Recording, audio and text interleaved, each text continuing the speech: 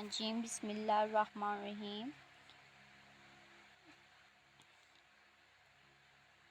السلام علیکم۔ آج ہم آپ کے سامنے صحابی رضی اللہ تعالیٰ عنہ مہمان کی خاطر چراغ بجھا دینا۔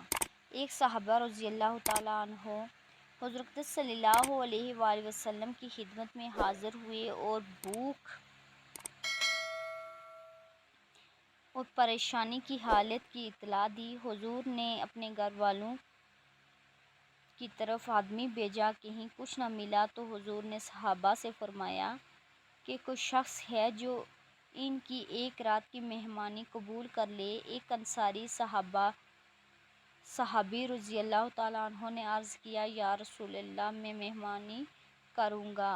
ان کو گھر لے گئے اور بیوی سے فرمایا کہ یہ حضور صلی اللہ علیہ وسلم کے مہمان ہیں، جو اکرام کر سکیں اس میں کسر نہ کرنا اور کوئی چیز چھپا کر نہ رکھنا۔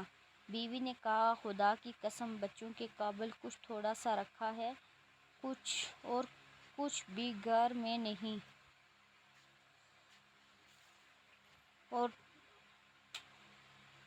صحابی رضی اللہ تعالیٰ عنہ نے فرمایا کہ بچوں کو بہلا کر سلا دیجیے اور جب وہ سو جائیں تو کھانا لے کر مہمان کے ساتھ بیٹھ جائیں گے تو چراغ کے درست کرنے کے بہانے سے اٹھ کر اس کو بجھا دینا۔ چنانچہ بیوی نے ایسا ہی کیا اور دونوں میاں بیوی اور بچوں نے فاقے سے رات گزار دی، جس میں ایک اور ترجیح دیتے ہیں اپنی